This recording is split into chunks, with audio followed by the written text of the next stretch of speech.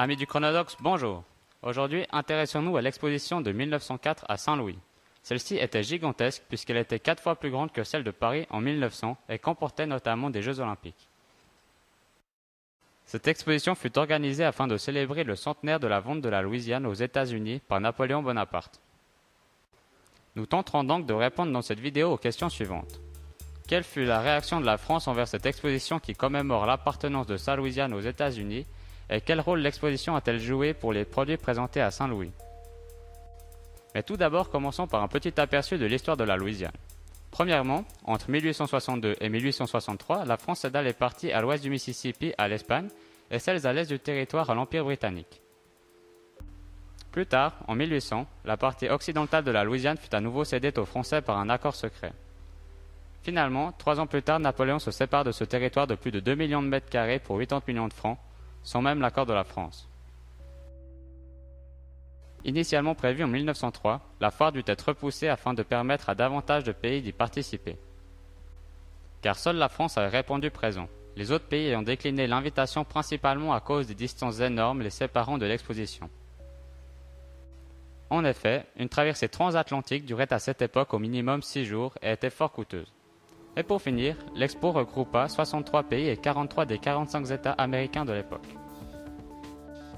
L'on peut imaginer, vu la réaction de la France qui répondit présent à la première, que celle-ci ne regrette pas la perte de la Louisiane. En effet, ce territoire bien qu'énorme n'était que très peu peuplé. Sans oublier que les fonds engendrés par la vente ont permis à Napoléon de porter le territoire français à son maximum en Europe. Et que cette histoire est quand même vieille de plus d'un siècle. Saint-Louis, la ville haute, se situe aux abords du Mississippi au sud-est des États-Unis dans l'État du Missouri. Elle possédait en 1900 seulement 20 000 habitants. Malgré cela, elle accueillit une exposition de 500 hectares, contre à peine plus de 130 pour Paris en 1900, qui fut déjà grandiose.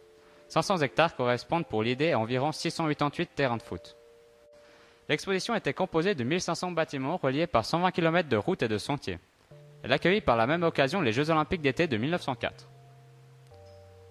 Tout ceci attira au final presque 20 millions de visiteurs. En comparaison, la France n'en comptait que 41 la même année. Parmi les édifices les plus remarquables, on recensait notamment le Festival Hall, un magnifique dôme pouvant recevoir 4000 invités et possédant une scène suffisamment vaste pour accueillir un orchestre entier. Ce bâtiment était parfaitement situé puisqu'il se trouvait sur une colline au centre de la foire. Il était en face d'une grande cascade accompagnée de colonnes déversant plus de 340 000 litres d'eau par minute dans un somptueux lagon. Rendez-vous compte, cette quantité d'eau est suffisante pour alimenter une ville de 500 000 habitants. La visite rapide de toute l'exposition prenait apparemment une semaine. Le commerce, l'agriculture et la science étaient les principaux thèmes de l'exposition. Celle-ci eut lieu entre le 30 avril et le 1er décembre 1904. Durant l'exposition, les visiteurs pouvaient goûter notamment à des produits tout à fait nouveaux, tels que la barbe à papa, le hamburger, le hot dog, le Dr Pepper ou le beurre de cacahuète, qui sont encore de nos jours très populaires. Ceci, on peut profiter d'une rampe de lancement très importante, grâce à plus de 20 millions de visiteurs, ce qui peut expliquer leur succès passé et futur. Il fut par exemple vendu plus de 68 000 barbes à papa pour un montant de 25 cents. Ceci représente environ 460 000 $ actuels, rien que pour du sucre. Les Jeux Olympiques ressemblèrent plus à des Jeux nationaux puisque 85% des athlètes étaient américains. Ces Jeux furent le troisième de l'ère moderne. À noter que le système de médailles en or, argent et bronze y fit son apparition et que furent organisés des Jeux anthropologiques, compétition à caractère raciste réservée aux représentants des tribus sauvages et non civilisées selon Wikipédia. L'exposition eut aussi un impact sur la culture populaire avec par exemple ce film de 1944, Meet Me in St. Louis.